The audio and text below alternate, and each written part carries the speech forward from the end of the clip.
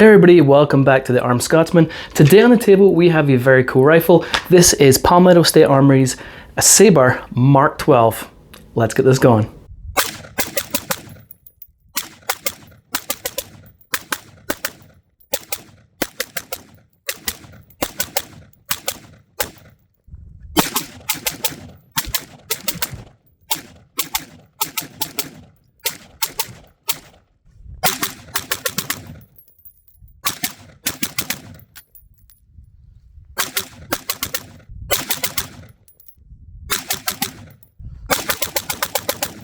Alright everybody, as I said, this is PSA Sabre's MK12.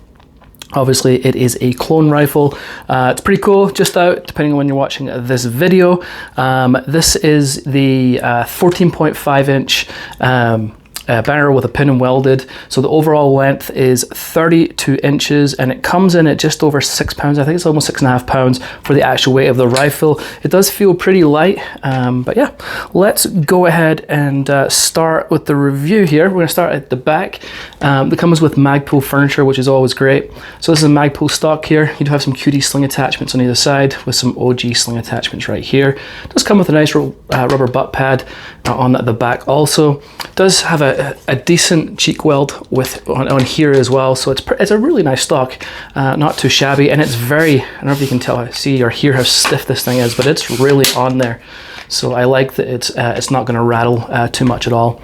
Mil-spec buffer tube down to the castle nut. PSA stakes their castle nut in 2 places and the staking looks excellent. Very good staking from PSA.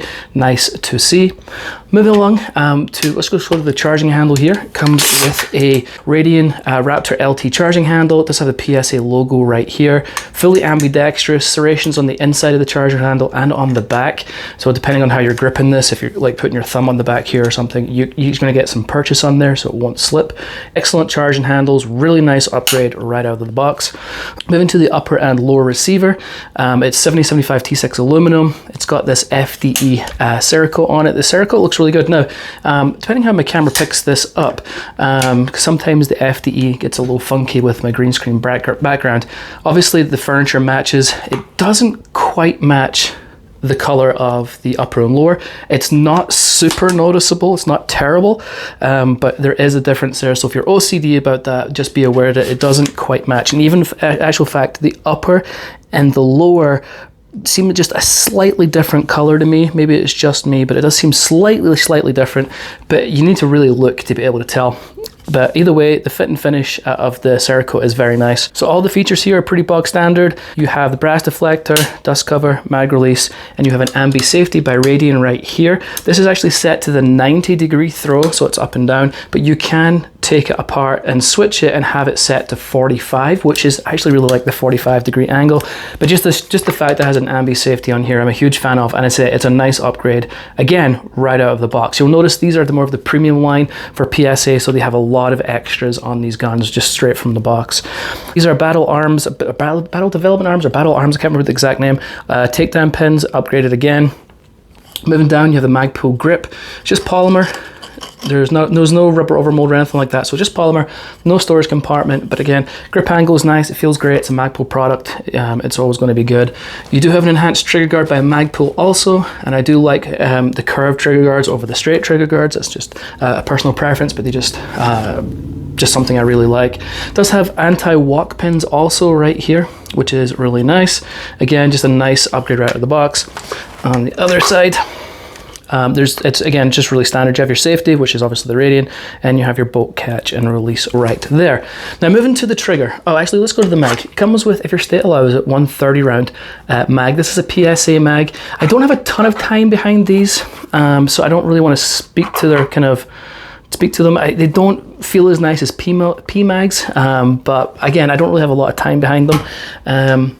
Now moving to the trigger. Now it's supposed to come with a Sabre 2-stage claw trigger, or Sabre Claw 2-stage trigger, something like that's the name of it.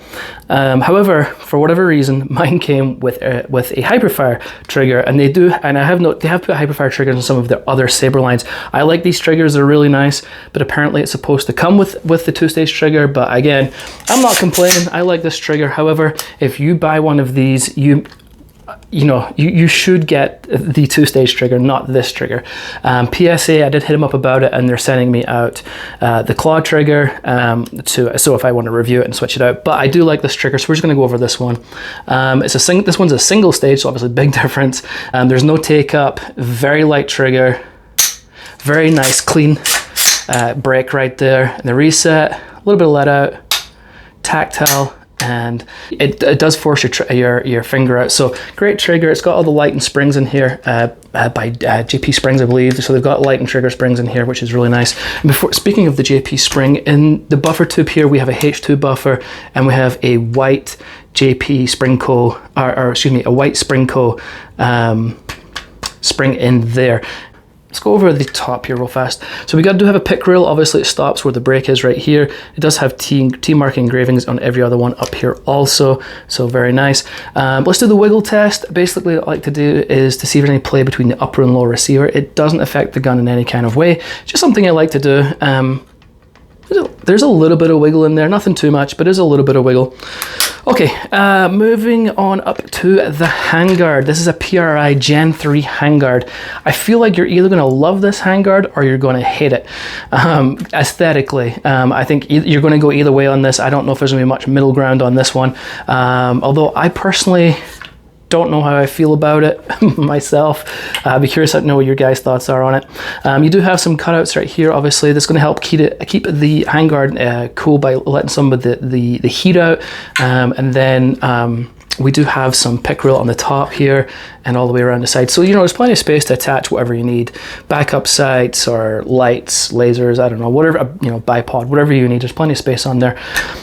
One of the things I was worried about when I went shooting is how hot this is going to get, right? That was one of my concerns. And so when I went and shot, I blasted through, I did a normal 300 rounds, but I made sure 90 rounds were pretty consistent blasting through this, like it was real no break, quick firing in succession to see if I could get it hot. And it got hot relatively quick, and so it definitely does get a little toasty. Now so does regular handguards also, but just be aware of that, because you know, unless you want to put like a hand stop on here or something, because if you do a lot of fast shooting and you get that hot, you know, you have to wear gloves or something, or put something up here. But it does get a little toasty, but again, I don't feel like it's more so than a regular handguard. Okay, underneath here we have a 14.5 inch FN cold hammer forged barrel. Very nice, love FN's barrels. They make them for PSA, very nice indeed. PSA does say this is a carbine length system, which is surprising, and I'll go over that towards the end of the video, why I feel like that's a little surprising. And it has an adjustable gas block inside of here, which you could adjust when you're putting it suppressed or whatever. So very good barrel, 1/2x28 thread pitch, and you have a chemo adapter flash hider up the front here.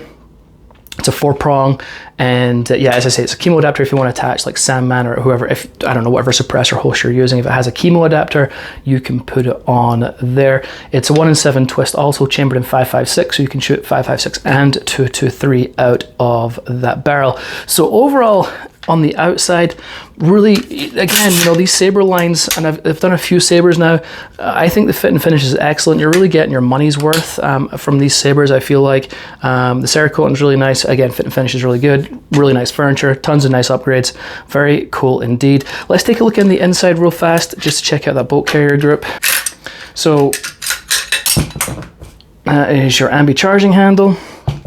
And then in the back here, depending on the camera angle here, it has a H2 buffer right there. So let's go to the BCG. The BCG is Fathers of Freedom, I believe it's called, and it's made by Microbest, who Microbest makes some excellent BCGs for other companies to their specs.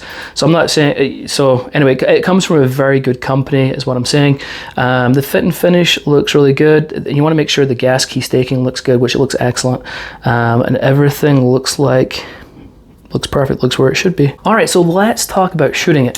So I'm through my regular 300 rounds for an initial introduction to a rifle. Zero issues shooting it, nothing whatsoever. Now I said I thought it was weird because it's a carbine length, is because the recoil impulse in this gun is really, really nice. I know it sounds strange because it's just a 5.56, and I get that, but it's very, very smooth. Now that could be to do with the H2 buffer and the Spring Co white spring back here, and because typically, you know, I would feel like I would get this smoothness out of more of a mid-length than a carbine length, but it's very smooth to shoot. Actually, it was really surprisingly like very, very nice to shoot. Kind of caught me off guard a little bit. And so, yeah, I was very happy with the shooting experience with this gun for sure. I shot 5.56 through it, 55 grain through it. I shot some 77 grain through it. I didn't unfortunately get to the 100-yard range to do the accuracy test because it was absolutely packed when I went there. And so I didn't have time to do I didn't have the opportunity to do the accuracy test, unfortunately. But with an FN barrel in there, I am definitely not worried about that. Overall thoughts, excellent, really cool rifle. If you like this kind of clone stuff, you know, they have it. This one's going to run you with this muzzle device. It's going to cost you $14.99. They have some ones that are about $50 less depending on your muzzle device. But then you have a step up in this one to a more clone correct version, which is going to cost you about $200 more. So if you like and it comes with like backup sights already built in and things like that. So if you like the kind of the more correct clone, I would look at that version. If you're not like super diehard about clones and you just kind of like the rifle, obviously, you know, maybe save yourself a little bit of money. Either way, they're both very cool. Hopefully I'll get one of those other ones on the channel at some point. But yeah, PSA lifetime warranty, and I'm happy with it. So yeah, lifetime warranty. If you have any problems, hit them up. Just so you know, they have that available. But I like it. It's cool. Not quite sure on how I feel. I don't hate this, but I'm not sure if I'm like, it's my favorite. You know, I think I still prefer the more the M-LOK slots and stuff, but it's still pretty cool. All right, folks, really curious on your thoughts on this one. Please comment below. Let me know your thoughts if you like it, if you're gonna try one out, if you can. And that's it for me anyway. Until next time, folks, I'll catch you later.